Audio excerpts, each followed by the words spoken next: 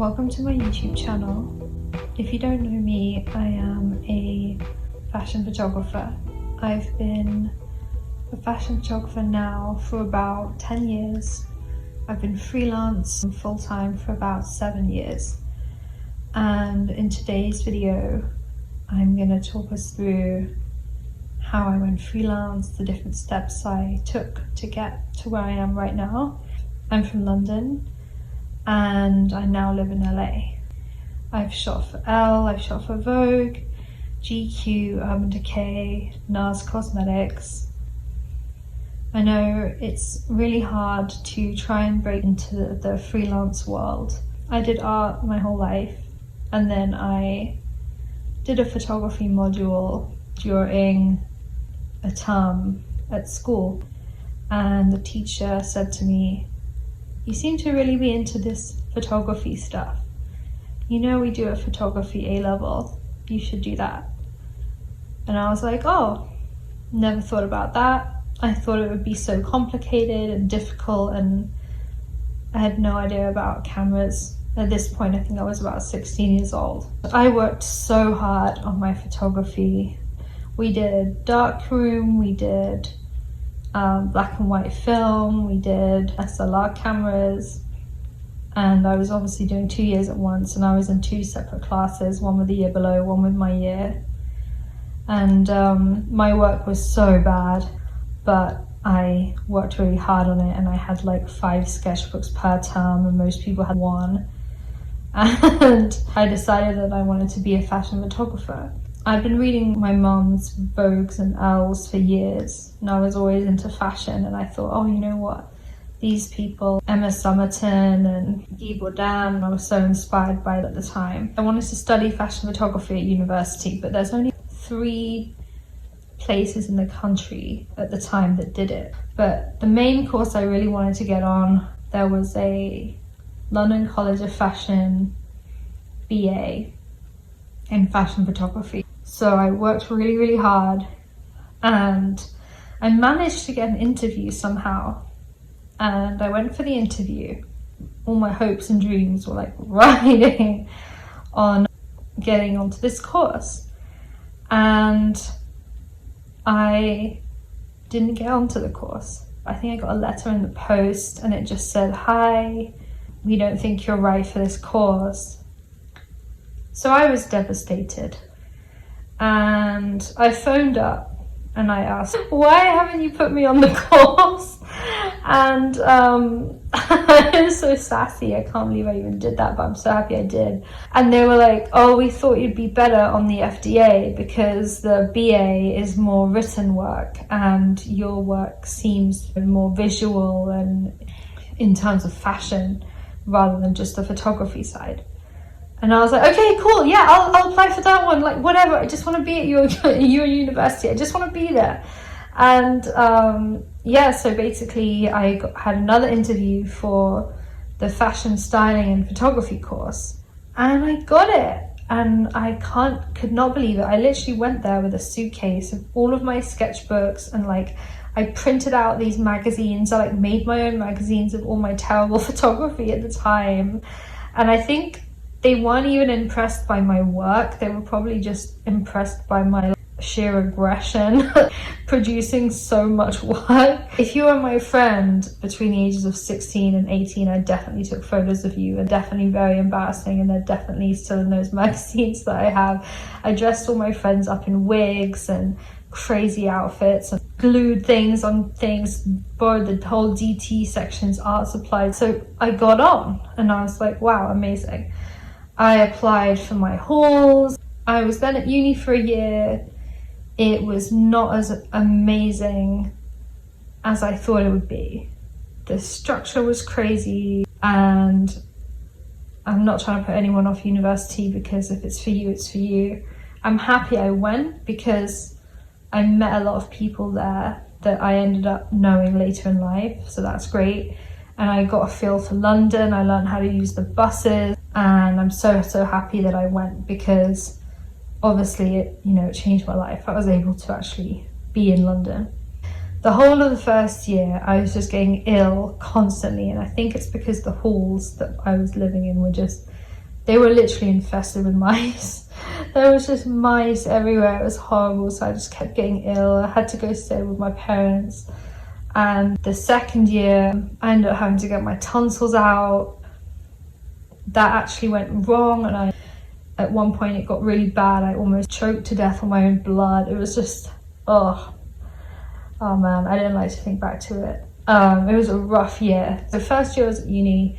Second year I was basically at my parents' house, just like, what am I doing? I'm so ill, recovering from getting my tonsils out. Everything went wrong, like just a whole mess. I was applying for jobs and internships, and I did get an internship at a model agency in London, and I started working there 2 days a week. So I went all the way, I traveled all the way. It was like 3-hour journey, 2 days a week, but like there and back. I didn't stay over in London, I just came back. And then I think that's when we were like, okay, well, I'm earning money now, let me get an apartment. So then I got the apartment in Hammersmith. It was far away from my job, but it was close to the uni, and I thought I was going to be going back to uni, and I still had my student loans and stuff coming in, so I was set. So I was like, okay, cool. And I was working, and the model agency ended up paying me for those 2 days a week. I ended up then getting a part-time job at Selfridges, a department store in London as well at the same time. And then I was doing a few photos of friends and stuff, charging them 50 to 100 quid for these odd jobs. I got fired from the department store because I'm just not cut out for it. I think that was very apparent. I think I lasted about a month and a half. They fired me, but they gave me severance pay. The model agency I worked at ended up giving me a full-time job. But at that point, I was going to go back to university. So I was just like, am I going to go back to university? And the job at the model agency was one of the top ones in London.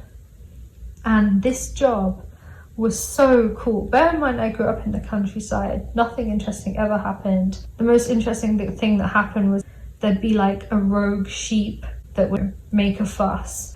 So I was in the midst of this model agency with huge supermodel coming in and out, celebrities coming in and out.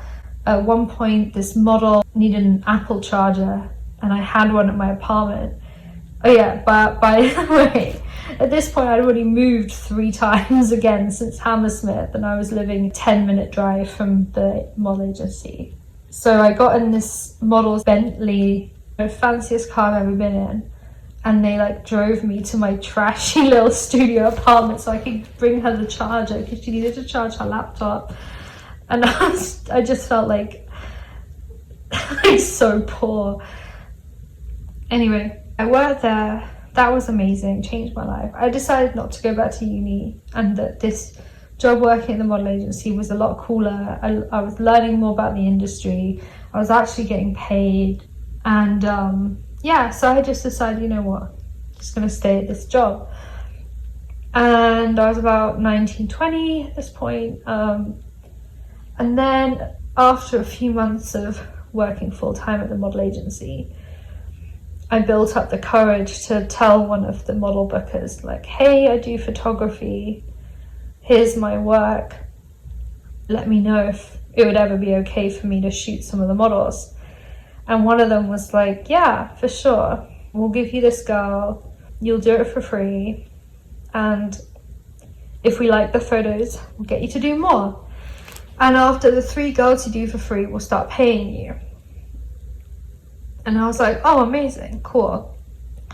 So I got the model, I borrowed some clothes, I decided to shoot around the area that I was living in.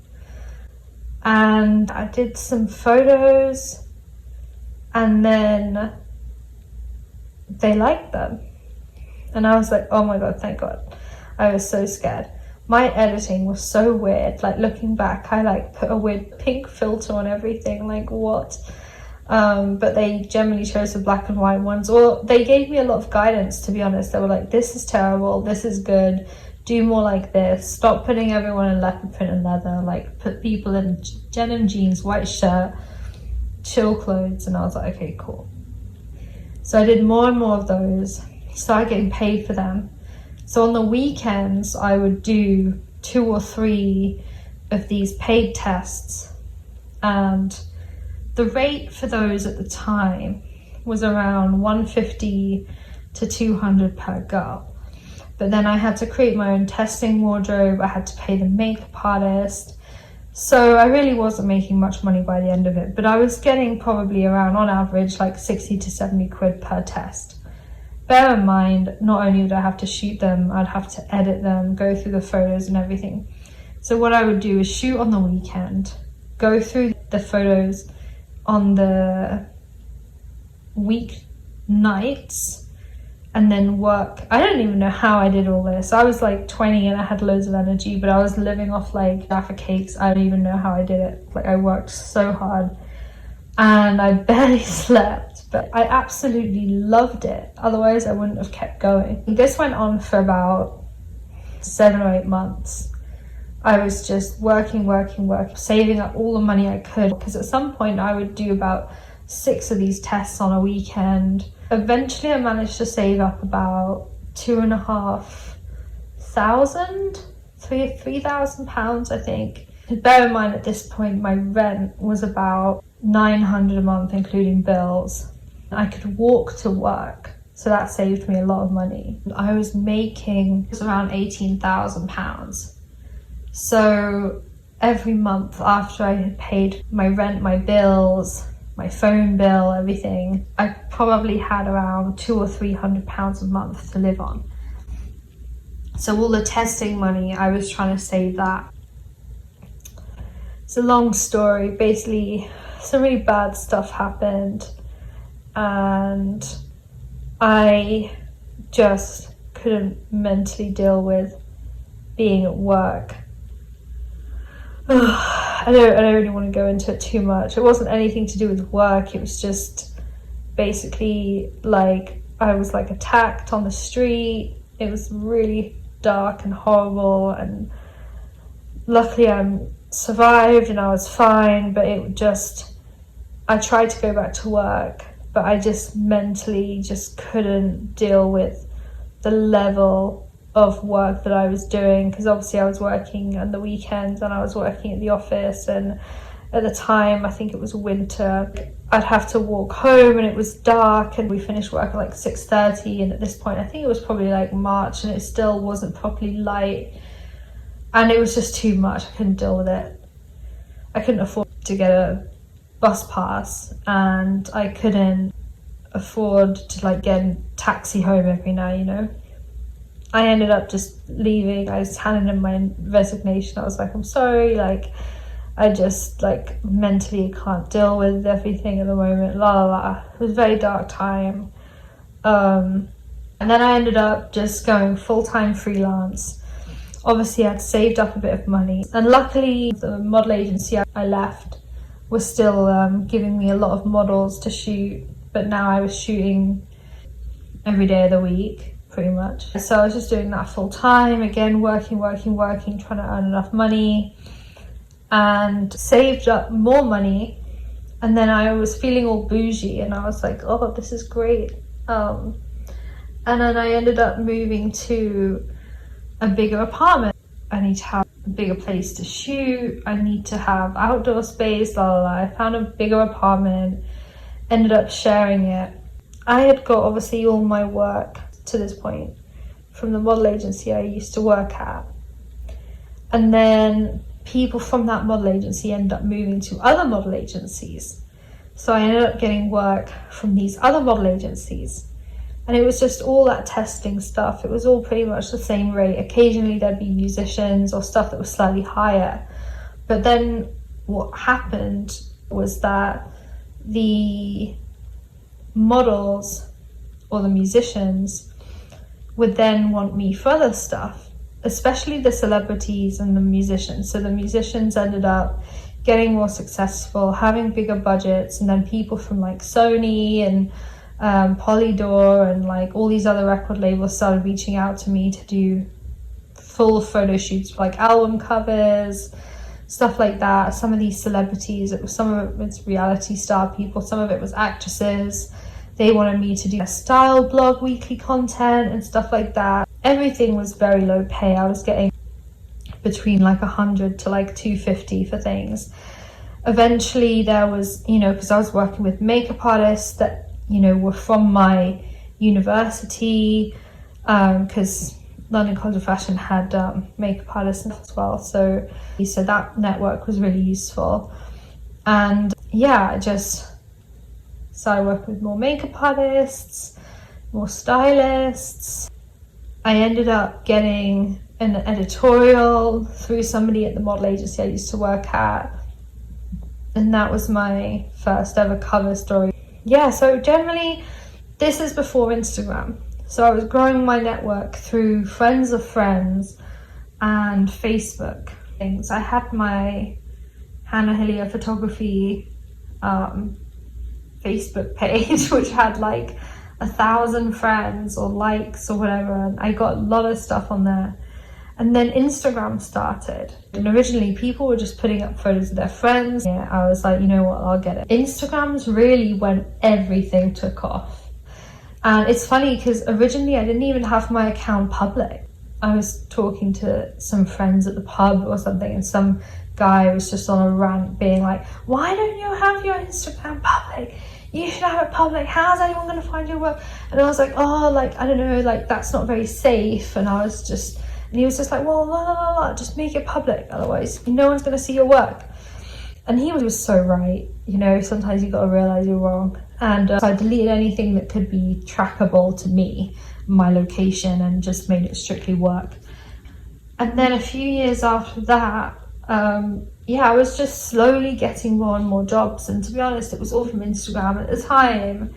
Now Facebook isn't really that big a thing, but at the time of Instagram starting, Facebook was still pretty big. People were using it. So I was using Instagram on Facebook very powerfully at the time, posting all my work to everything, just bombarding. Everyone probably just hated me just posting it on my timeline and posting on Instagram.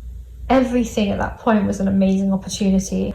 I just kept shooting, obviously had access to bigger and bigger celebs, bigger and bigger models, brands, and every year my income went up. The first year, the max I made in a day was probably $250 from my friend's t-shirt company. And then the next year it was 600 from album cover.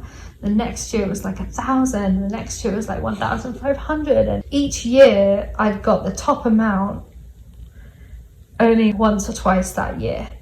The rest of it would be paid testing. And up until about a year ago, I was still doing a lot of this paid testing. But every year my rates just got higher and higher. And I was like, oh my God, I can make 1,000 in a day and la la la.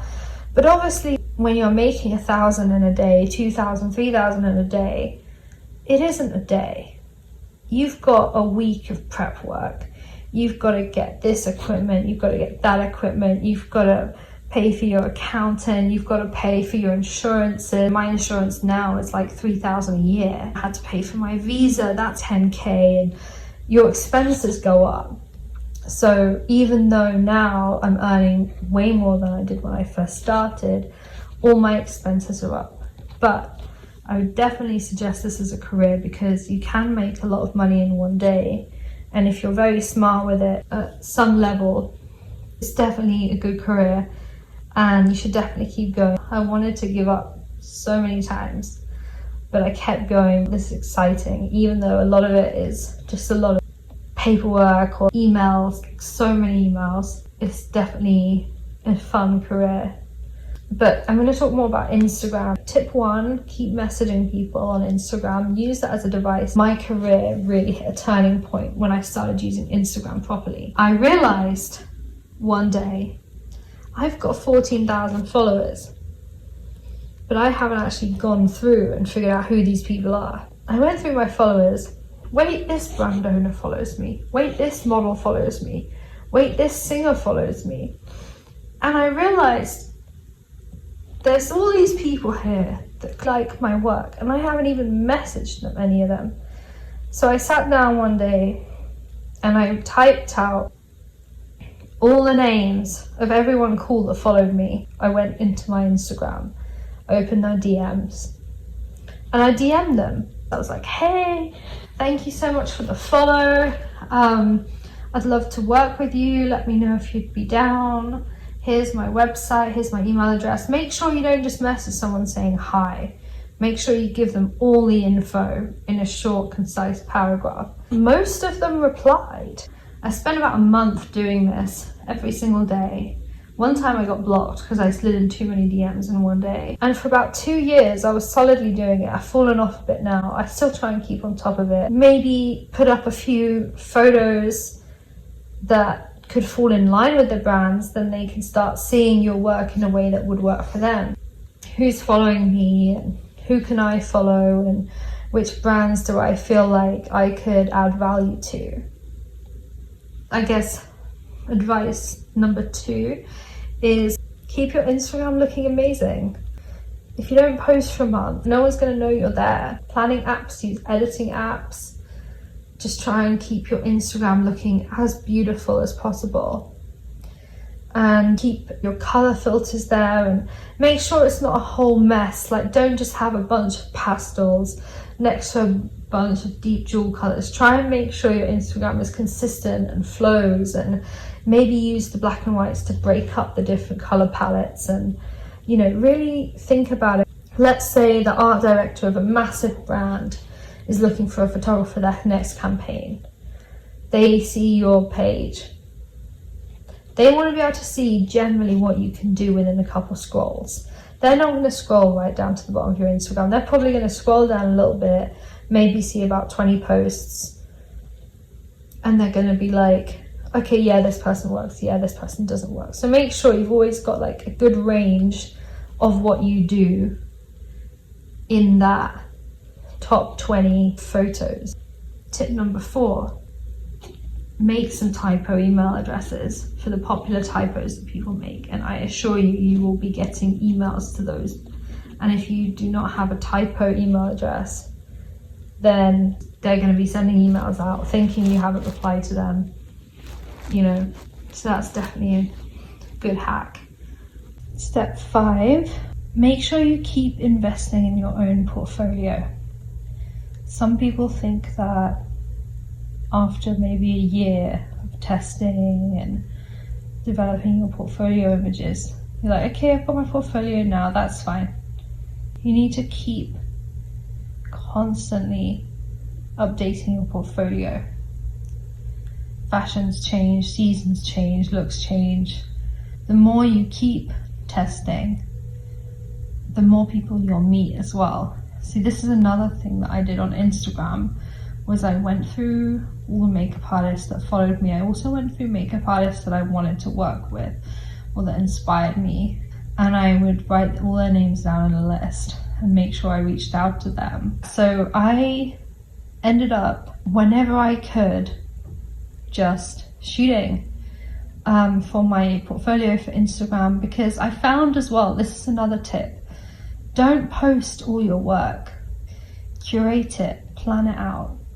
Just because you've done a shoot, and it can feel hard sometimes. I've had shoots, 2 or 3 day shoots, whether it's a campaign, whether it's a test, and the photos just aren't that good. For one reason or another, maybe the styling isn't totally my vibe, maybe the makeup isn't totally my vibe. You've really got to stay true to you and only really post stuff that you're 100% proud of. Not everything you do should be posted. When I go through my Instagram, I'm not sponsored. The apps I use the most at the moment are Instasize and PostView. But obviously I do most of my editing on Photoshop. And sometimes I'll literally pull out 3 photos from a shoot, lay them out in Photoshop. How are these going to look in a 3? What cool effect? Maybe I do a grid effect. Maybe I make the middle one black and white. If your Instagram is there to catch clients, you've just got to make it as beautiful and as striking as possible. Just make sure the colors are all right, make sure everything's working. Maybe you put a border on it, maybe you add a few more blues into the shadows, maybe you desaturate it. Spend the time, it's worth the time. A lot of people just don't want to spend the time on Instagram, but the more time you spend on it, the better the outcome's going to be. And you might not see it right now, but you will see it down the line. There's been instances, for example, long story short, I moved to LA on the 2nd of January full time, but I was coming here on and off for several years. I'm on my second visa now. January 2019, I came to LA for 6 weeks. I was staying in this Airbnb and I was shooting. I was just doing a load of free tests. Most agencies will pay you for a specific test. So let's say you want to do a paid test. The agency will be like, okay, these are the girls we need testing. This is the stuff we need. And you have to do what they say. And then you get paid. That's, how it works. If you want to do a free test, you generally do that more for your portfolio. So let's say I want to do a bunch of shots with a red lipstick. I'll message the agency and I'll say I'm looking for different models. This is the mood board. Obviously it's free, la la la. Like sometimes you have to pay for their train depending on what the situation is, or maybe pay for their parking. Normally you have to get them obviously snacks and stuff. And I did so many of these. I did like 2 or 3 a day. Made sure I was working with new different makeup artists I'd never worked with, new different hairstylists, and everyone just came to the apartment. We shot on the balcony. Like I bought all these different colored backdrops, and it was just 6 weeks of just bam, bam, bam, bam. And it was amazing. And I came back to London the whole of the end of February, March, April, I had no work. And then suddenly, end of April, May, I had loads of jobs. I had like a 2-day campaign in LA. So to save money, because obviously at this point I'm staying in hotels, I flew to LA, the next day had a shoot, the next day had a shoot, the next day I flew home, back to London. I was exhausted.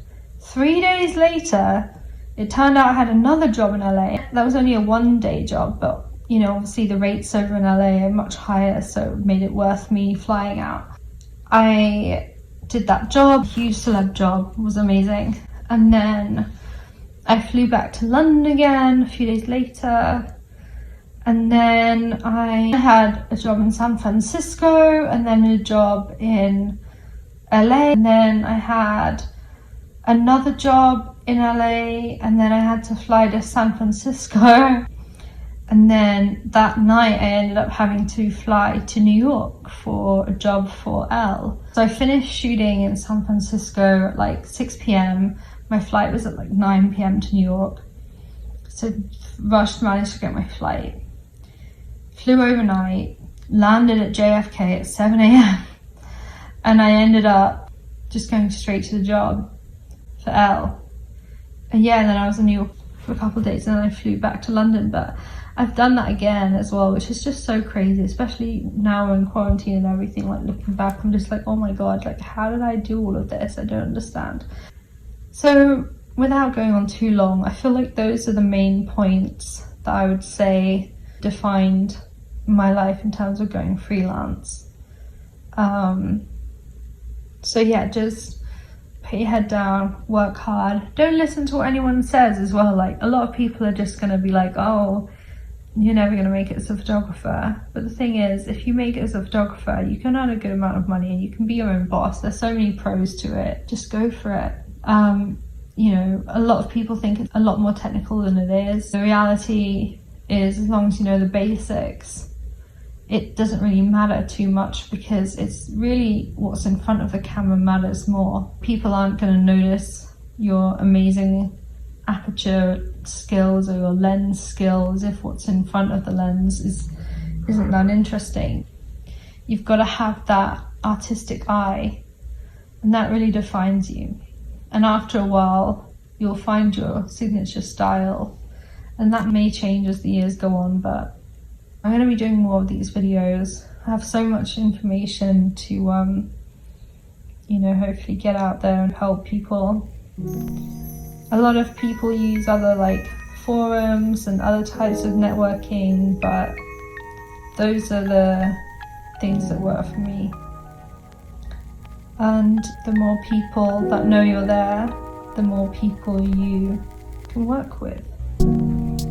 So yeah, I think I'm just going to my notes now. Pretty sure I wrapped it all up. Cool. Thank you so much. Please like and subscribe if you enjoyed this video, and I'll see you again soon. Bye.